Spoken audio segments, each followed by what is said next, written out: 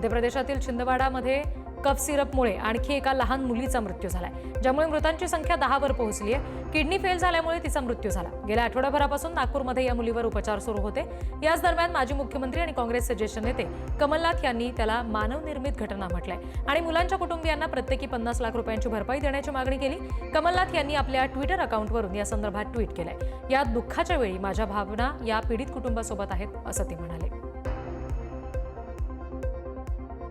जम्मू आणि काश्मीरमधील कटरा इथे त्रिकुटा पर्वतावरील श्रीमाता वैष्णोदेवी मंदिर मंडळानं शुक्रवारी रात्री एक मोठी घोषणा केली. हवामान खात्यानं दिलेल्या खराब हवामानाच्या अंदाजामुळे 5 ते 7 ऑक्टोबर या 3 दिवसांच्या वैष्णोदेवीची यात्रा स्थगित करण्यात आलेली आहे. भारतीय हवामान विभागानं या भागामध्ये प्रतिकूल हवामानाचा इशारा दिला आणि त्यानंतर हा निर्णय घेतला गेला. यात्रा स्थगित झाली, त्यामुळे अनेक भाविकांचा हिरमोड झाला असला तरी भाविकांच्या सुरक्षेसाठी मंदिर मंडळानं घेतलेल्या या निर्णयाचं त्यांनी स्वागत केलंय. अहमदाबादमध्ये झालेल्या एअर इंडिया विमान दुर्घटनेच्या अंतिम चौकशीमध्ये वैमानिकांना सहभागी करून घेणं शक्य नाही, असं विमान अपघात तपास ब्युरोनं वैमानिकांच्या अग्रगण्य संघटना एअरलाईन पायलट्स असोसिएशन ऑफ इंडियाला सांगितलंय. सध्याच्या AAIB कायद्यामध्ये अशी कोणतीही तरतूद नसल्याचं सुद्धा स्पष्ट करण्यात आलंय. अहमदाबादमध्ये झालेल्या 12 जूनच्या बोईंग ड्रीमलाइनर क्रॅशमध्ये 260 जणांचा मृत्यू झालेला आणि या दुर्घटनेच्या प्राथमिक अहवालामध्ये मानवी चुकांकडे लक्ष वेधलं गेलं होतं. त्यामुळे वैमानिक संघटनांनी अंतिम तपासामध्ये तज्ज्ञ वैज्ञानिकांना सहभागी करून घेण्याची मागणी केलेली होती. प्रसिद्ध आसामी गायक जुबिन गर्ग यांच्या सिंगापूरमधील मृत्यूला आता धक्कादायक वळण मिळालंय. अटक करण्यात आलेले त्यांचे बँडमेट शेखर गोस्वामी यांनी आसाम पोलिसांसमोर दिलेल्या जबाबात सनसनाटी आरोप केलेत. जुबिन गर्गला त्यांच्या व्यवस्थापक सिद्धार्थ शर्मा आणि नॉर्थ ईस्ट फेस्टिवलचे आयोजक श्यामकानू महंता यांनी सिंगापूरमध्ये विष दिलं असा खळबळजनक आरोप त्यांनी केला. या दोघांनी हे षडयंत्र लपवण्यासाठी हेतुपुरस्पर परदेशातल्या जागेची निवड केली असं ते म्हणाले. बिहारमध्ये आरजेडी प्रमुख लालू प्रसाद यादव यांच्या निवासस्थानी उमेदवारीवरून गोंधळ झाल्याचं पाहायला मिळालं. बिहार विधानसभेची निवडणूक अगदी जवळ आली आहे. सर्वच पक्षांनी या निवडणुकीची जोरदार तयारी सुरू केली आहे, तर इच्छुक उमेदवार आणि त्यांचे समर्थक तिकीट पक्क करण्यासाठी मोर्चे बांधणी करताना दिसत आहेत. दरम्यान राज्यातील प्रमुख विरोधी पक्ष असलेल्या राष्ट्रीय जनता दलाचे प्रमुख लालू प्रसाद यादव यांच्या निवासस्थानी उमेदवारीवरून जोरदार गोंधळ झाला. लालू प्रसाद यादव आणि राबडी देवी यांच्या निवासस्थानी आरजेडीचे आमदार सतीश कुमार यांच्या उमेदवारीला विरोध दर्शवत गोंधळ झाला.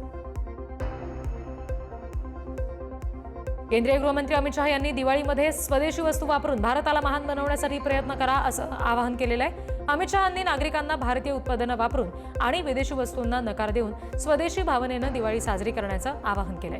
140 कोटी नागरिकांचा हा समूह संकल्प भारताला महान बनवेल असं मत ठामपणे त्यांनी व्यक्त केलं. पणजीजवळ झालेल्या एका जाहीर सभेमध्ये ते बोलत होते. यावेळी त्यांनी गोवा सरकारच्या महत्वाकांक्षी माझे घर म्हणजेच या योजनेसह विविध विकास प्रकल्पांचं उद्घाटन केलं. बिहारमधील आगामी विधानसभा निवडणुकीसाठी भाजपनं आपला जाहीरनामा तयार करण्यासाठी रविवारपासून सुझाव अभियान सुरू करण्याची घोषणा केली.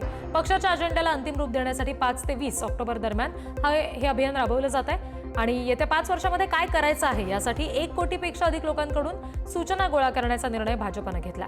त्यासाठी राज्यातील सर्व 243 विधानसभा मतदारसंघातील प्रमुख ठिकाणी 3000 पेक्षा अधिक सुझाव पेट्या ठेवल्या गेल्यात. नागरिक मिस्ड कॉल, ईमेल, व्हॉट्सअप आणि विशेष वेबसाईटद्वारे सुद्धा आपलं मत नोंदवू शकणार आहेत. नाम तामिळर पक्षाचे समन्वयक सीमन यांनी तामिळनाडूच्या तुतीकोरीन जिल्ह्यामधील तिरुचेंदूर या ठिकाणी मच्छीमार आणि समुद्राशी संबंधित समस्यांवर भाष्य केलं. सीमेपलीकडे मासेमारी केल्याबद्दल मच्छीमारांना अटक होणं आणि बोटी जप्त होणं ही समस्या नित्याची झाली आहे. समुद्राबद्दल माहितीचा अभाव आहे. तसंच माशांच्या पोटात सुद्धा प्लास्टिक कचरा आढळतो. उडनकुडी औष्णिक ऊर्जा प्रकल्पासाठी समुद्रामध्ये झालेल्या बांधकामामुळे समुद्रकिनारी धूप होतीये. या प्रश्नांवर 15 नोव्हेंबर रोजी तुतीकोरीनमध्ये समुद्र परिषद आयोजित केली जाईल असं ते म्हणाले. तमिळनाडूमधील तुथुकुडी इथे थेरेशपुरम राष्ट्रीय बोट मत्स्यपालन बंदरामध्ये दसरा आणि नवरात्रीचा उत्सव संपताच माशांचे दर मोठ्या प्रमाणात वाढलेत. गेले 10 दिवस नवरात्रीमुळे अनेक नागरिकांनी मांसाहार टाळलेला होता आणि आता उत्सव संपलाय, त्यामुळे माशांची मागणी अचानक वाढली आहे. मागणीमध्ये झालेली ही वाढ, बाजारात असलेला पुरवठ्याचा तुटवडा यामुळे शनिवारी माशांच्या दरामध्ये मोठी वाढ नोंदवण्यात आली. त्यामुळे ग्राहकांना मासे घेण्यासाठी जास्त किंमत मोजावी लागली. पण येत्या काही दिवसात माशांचे दर पुन्हा स्थिर होतील अशी अपेक्षा ग्राहकांनी व्यक्त केली आहे. पुदुचेरीमधील खासगी बंदरामध्ये भारतीय तटरक्षक दलाचे नवीन गस्ती जहाज अक्षर राष्ट्राला समर्पित करण्यात आलं. संरक्षण मंत्रालयाच्या अतिरिक्त सचिव दीप्ती मोहिल चावला यांनी जहाजाच्या गस्त कार्याचं उद्घाटन केलं. मेक इन इंडिया उपक्रमांतर्गत गोव्यातील शिप बिल्डरनं बनवलेलं अक्षर हे 51 मीटर लांब आणि 320 टन वजनाचं जहाज आहे. 2-3 हजार किलोवॅट डिझेल इंजिनमुळे हे जहाज 27 नॉट्सच्या वेगानं धावू शकतं. ते CRN-91 तोफ आणि 2 रिमोट नियंत्रित मशीन गननं सुसज्ज आहे. माजी क्रिकेटपटू शिखर धवननं मध्य प्रदेशातील उज्जैन इथे असलेल्या महाकालेश्वर मंदिरात भस्म आरतीत सहभाग घेतला. पहाटे झालेल्या या भस्म आरतीमध्ये सहभागी होऊन त्यानं भगवान श्री महाकालेश्वराचं दर्शन घेतलं आणि आशीर्वाद घेतले. मंदिरातर्फे सहाय्यक प्रशासक आशिष फलवाडिया यांनी धवन यांचा यथोचित सत्कार केला. भारताचा हा स्टार खेळाडू बाबा महाकालेश्वरच्या भक्तीत पूर्णपणे लीन झालेला दिसला. कोलकात्यातील अकॅडमी ऑफ फाईन आर्ट्स इथं छायाचित्रकार मृणाल पाल यांच्या विजन अनबाउंड या छायाचित्र प्रदर्शनाचं आयोजन करण्यात आलं. या प्रदर्शनामध्ये धुराच्या अद्भुत नृत्यातून वास्तव आणि कल्पनाशक्तीचं एक वेगळंच मिश्रण पाहायला मिळालं. ही कलाकृती कलेचं अत्यंत अलौकिक रूप दर्शवते, जे अंतर्मनातील आनंदाचं एक सशक्त माध्यम आहे, असं मृणाल पाल यांनी म्हटलं. कलाकारांनी धुराचा एक अभिव्यक्तीचं साधन म्हणून वापर केलाय, ज्यातून अमूर्त आकार आणि सतत बदलणारे नमुने तयार झालेत. तामिळनाडूच्या तंजावूर जिल्ह्यातील एका छोट्याशा गावात राहणाऱ्या कॉलेजची विद्यार्थिनी याझिनी हिने भातशेतीच्या पद्धतीत मोठा बदल घडवलाय. मागच्या 8 वर्षात तिनं शेतकरी पित्याला फक्त सेंद्रिय पद्धतीनं भाताचं 21 पारंपरिक प्रकार पिकवण्यामध्ये मदत केली. एकेकाळी राज्यामध्ये सामान्य असलेल्या अनेक वाणांना तिनं पुनरुज्जीवित केलंय. मातीचं आरोग्य सुधारण्यासाठी याझिनी फक्त गांडूळ खत, शेण आणि तिळाची पेंड यासारख्या नैसर्गिक खतांचा वापर करते आणि तिचं हे काम सध्या चर्चेचा विषय बनलंय. उत्तर प्रदेशच्या गाझियाबादमध्ये शनिवारी एक दुर्दैवी अपघात घडला. पहाटे गाझियाबादमध्ये मॉर्निंग वॉकला निघालेल्या 3 महिलांना एका कारनं चिरडलं. त्या एका दुभाजकाजवळ उभ्या होत्या आणि ते भरधाव कार तिथे आली आणि कारनं त्यांना धडक दिली. ही गाडी दुभाजकावर आदळली. कारची धडक इतकी जोरात होती की त्या महिला काही अंतरावर फेकल्या गेल्या. यात 2 महिलांचा जागीच मृत्यू झाला आणि एकीचा रुग्णालयामध्ये उपचारादरम्यान मृत्यू झाला. या अपघातामध्ये आणखी काही जखमी झालेत अशी माहिती आहे. उत्तर युक्रेनच्या सुमी प्रांतात रशियानं मोठा हवाई हल्ला केला. हल्ल्यामध्ये 30 जणांचा मृत्यू झालाय. रशियानं एका प्रवासी रेल्वेवर आणि रेल्वे स्थानकावर हल्ला केला होता, ज्यामध्ये मोठी जीवितहानी आणि वित्तहानी झाली. युक्रेनचे राष्ट्राध्यक्ष व्लादिमीर झेलेन्स्की यांनी निर्दयी हल्ला असल्याचं या हल्ल्यासंदर्भात वर्णन करताना म्हटलंय. तर शॉर्टस्कावरून कीवला जाणाऱ्या एका ट्रेनला लक्ष्य केल्याची माहिती सुद्धा स्थानिक गव्हर्नर ओले यांनी दिलेली आहे. झेलेन्स्की यांनी या हल्ल्यानंतर शॉस्टका रेल्वे स्थानकावरील स्थितीचा एक व्हिडिओ सोशल मीडियावर शेअर केला. सोमालियाची राजधानी मोगादिशूमध्ये शनिवारी राष्ट्रपती भवनाजवळ गोडका झिलाकोव्ह या तुरुंगावर दहशतवादी हल्ला झाला. हल्ल्यामध्ये स्फोट आणि जोरदार गोळीबार झाला. अल कायदाशी संबंधित अल शबाब या दहशतवादी गटानं हल्ल्याची जबाबदारी घेतली आणि कैद्यांना सोडवल्याचा दावा केला. हल्लेखोरांनी गुप्तचर युनिटच्या वाहनासारखे दिसणारे वाहन वापरलं, पण सैन्यानं हल्ला परतवून लावला आणि काही दहशतवाद्यांना ठार केलं. हल्ल्यानुसार सुरक्षा दलांनी परिसरामध्ये सध्या सील केलेले रुग्णवाहिका घटनास्थळी पोहोचल्यात आणि हल्ल्यातील जखमींची संख्या अजूनही स्पष्ट झाली नाहीये. डोनाल्ड ट्रम्प यांनी पॅलेस्टाईन गट हमासनं त्यांच्या युद्धविराम प्रस्तावाचा अंशतः स्वीकार केल्यानंतर नरसंहारक युद्ध त्वरित थांबवण्याचे आदेश दिले होते. मात्र तरीही इस्रायलनं गाझा पट्ट्यावरील हल्ले सुरूच ठेवले. शुक्रवारी रात्री झालेल्या हल्ल्यामध्ये 2 मुलांसह किमान 7 पॅलेस्टिनी नागरिक मारले गेले. बॉम्ब हल्ल्यांमध्ये 20 पेक्षा अधिक घरं उद्ध्वस्त झाली, तर तुफा या भागामध्ये झालेल्या हल्ल्यात 4 नागरिक ठार झाले. लिस्बनमध्ये शनिवारी हजारो लोकांनी गाझाला जाणाऱ्या मानवीय मदत फ्लोटिलाच्या समर्थनार्थ रस्त्यावर निदर्शनं केली. इस्रायलनं हा फ्लोटिला अडवलेला होता आणि मोहिमेमध्ये 4 पोर्तुगीज नागरिकांचा समावेश होता. त्यापैकी खासदार आणि लेफ्ट ब्लॉक पक्षाच्या नेत्या मारियाना मोर्तुगुआ होत्या आणि त्यांना या मोहिमेसाठी खासदारकी तात्पुरती स्थगित सुद्धा करावी लागली. या निदर्शनांमध्ये लेफ्ट ब्लॉकचे समर्थक, त्यामध्ये मारियानाच्या जुळ्या बहिणी आणि राजकारणी जोआना मोर्तुगुआ यांचाही समावेश होता. युरोपभरात ही अशीच निदर्शनं झाली.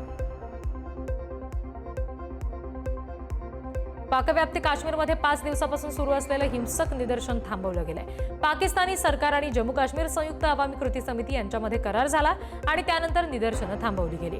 सरकारनं आंदोलकांच्या 38 पैकी 21 मागण्या मान्य केल्या आणि त्यानंतर सर्व आंदोलनं थांबवण्याची घोषणा करण्यात आली. या निदर्शनांमध्ये 10 जणांचा मृत्यू झाला तर 100 पेक्षा जास्त जण जखमी झाले. परिस्थिती बिघडत असताना पाकिस्तानचे पंतप्रधान शहबाज शरीफ यांनी माजी पंतप्रधान राजा परवेश अशरफ यांच्यासह एक शिष्टमंडळ पीओकेची राजधानी मुझफ्फराबादला पाठवलं होतं. अमेरिकेत ट्रम्प प्रशासनाच्या 18 वर्षांवरील स्थलांतरित मुलांना ताब्यात ठेवण्याच्या धोरणाला तात्पुरती स्थगिती देण्यात आली.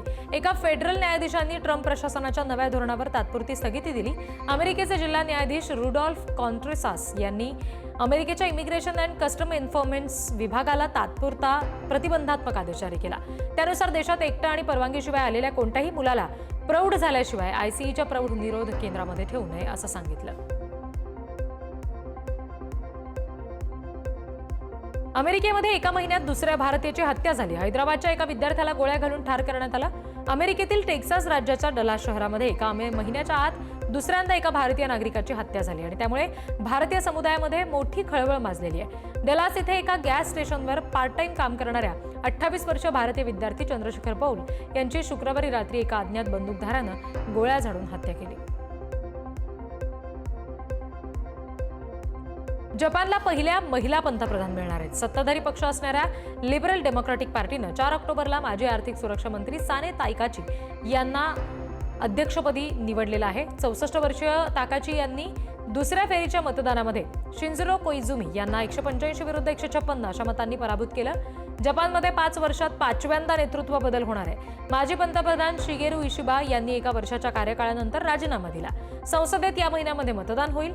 त्यानंतर ताकाईची या पंतप्रधान बनणार आहेत. मलावीमध्ये पीटर मुथारिका यांना वयाच्या 85व्या वर्षी राजकीय पुनरागमन करत मागच्या महिन्यामध्ये निवडणुकीत विजय मिळवला होता. काल त्यांनी मलावीचे राष्ट्राध्यक्ष म्हणून शपथ घेतली. त्यांच्या शपथ सोहळ्यासाठी ब्लँटायर इथे कुमुझू स्टेडियमवर हजारो लोक जमले. मुथारिका यांनी यापूर्वी 2014 ते 2020 दरम्यान मलावीचे राष्ट्राध्यक्षपद भूषवलेलं होतं. 2019च्या निवडणुकीतील अनियमिततेमुळे त्यांचा पराभव झाला, परंतु यावेळी त्यांनी 56% मतांसह विद्यमान राष्ट्राध्यक्ष लाझारस चक्वेरे यांना पराभूत केलेला आहे. मलावी सध्या आर्थिक संकटात आहेत.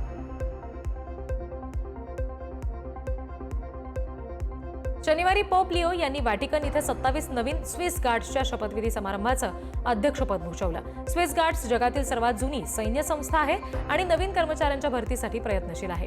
नवीन गार्ड्सनी त्यांच्या रंगीबेरंगी गणवेशात पोपच्या रक्षणासाठी आणि सेवेसाठी आपलं जीवन समर्पित करण्याची शपथ घेतली. 1968 नंतर प्रथमच एखाद्या पोपनं या समारंभाला हजेरी लावली. पोप लिओ यांनी तरुणांना शिस्त आणि समर्पणाचं महत्त्व यावेळी पटवून दिलं. 1506 मध्ये पोप जुलियस II यांनी स्थापन केलेली ही सैन्य संस्था 500 वर्षापेक्षा अधिक काळ व्हॅटिकनचं रक्षण करते. अमेरिकेतील शार्लट शहरात 16वा होला शार्लट फेस्टिवल पार पडला. यामध्ये शेकडो लोकांनी नृत्य आणि परेड केली. यावेळी हिस्पॅनिक हेरिटेज महिन्याचा भाग असलेला हा फेस्टिवल नॉर्थ कॅरोलिनामधील हिस्पॅनिक संस्कृती आणि विविधता दर्शवतो. यंदा लॅटिन ग्रॅमी विजेता कलाकार एल्विस क्रेस्पो मुख्य गायक होता. परेड, लाईव्ह संगीत आणि स्ट्रीट फूड स्टॉल्स या फेस्टिवलमध्ये होते. मात्र यावर्षी नेहमीपेक्षा कमी गर्दी होती. यंदा देशातल्या परिस्थितीमुळे लोक कमी आले असं मत गेली 10 वर्ष फेस्टिवलला हजेरी लावणारे मार्क डेल कॅस्टेलो यांनी व्यक्त केलं. इथिओपियाची राजधानी अदिस अबाबामध्ये हजारो लोकांनी ओर्मो जमातीचा वार्षिक इर्रीचा उत्सव साजरा केला.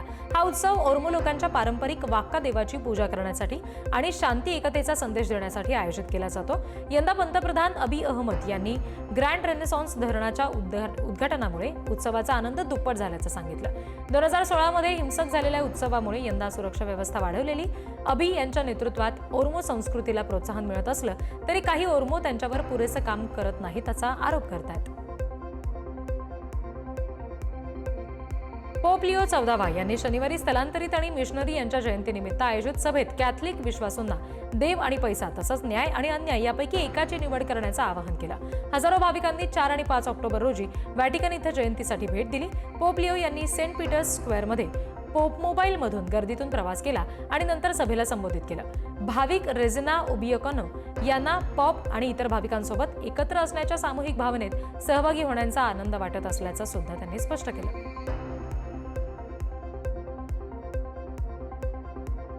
दक्षिण फ्लोरिडामधील बिग सायप्रस नॅशनल प्रिझर्व्ह जवळ दुसरं वार्षिक फ्लोरिडा अॅलिगेटर फेस्टिवल पार पडलं. उपस्थितांनी अॅलिगेटर थीम असलेली बॅकपॅक, स्वॅम्प ॲडिक्शन टी-शर्ट्स आणि इतर स्मृतिचिन्ह परिधान करून फ्लोरिडाच्या वन्यजीवांबद्दल प्रेम व्यक्त केलं. फेस्टिवलमध्ये मुलांसाठी सरपटणाऱ्या प्राण्यांचं दर्शन आणि सेमिनोल, मिकोसुकी या जमातींच्या विक्रेत्यांनी नेटिव्ह अमेरिकन मणिकाम आणि फ्राय ब्रेड सारखे स्वयंपाक प्रदर्शित केले. दरम्यान आयोजकांनी ओल्ड फ्लोरिडा संस्कृती, मूळ अमेरिकन जमाती पुनर्जनन करण्याचा प्रयत्न केला.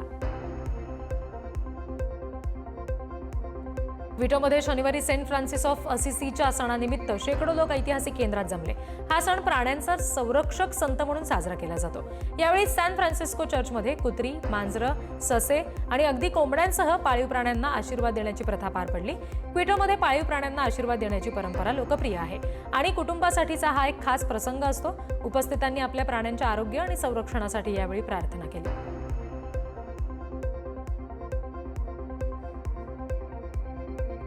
पराग्वेमध्ये united by love and protected by law या सरकारी उपक्रमांतर्गत शेकडो जोडप्यांनी एकत्र विवाह केले. या मोहिमेचा उद्देश आर्थिक किंवा प्रशासकीय अडचणींमुळे विवाह टाळणाऱ्या जोडप्यांचं लग्न कायदेशीर करणं असा आहे. यामध्ये सियुदाद देल एस्ते इथे 120 जोडप्यांचा सामूहिक विवाह झाला, तर बेकरॉन इथं प्रथमच आदिवासी जोडप्यांचे मोफत विवाह झाले. उपराष्ट्रपती पेद्रो अलियाना यांनी एक्सवर सर्व पॅराग्वेयन नागरिकांना विवाहाचा हक्क मिळाल्याचं यावेळी सांगितलं. राष्ट्रीय क्रीडा सचिवालयाच्या जिम्नॅशियममध्ये हा सोहळा पार पडला.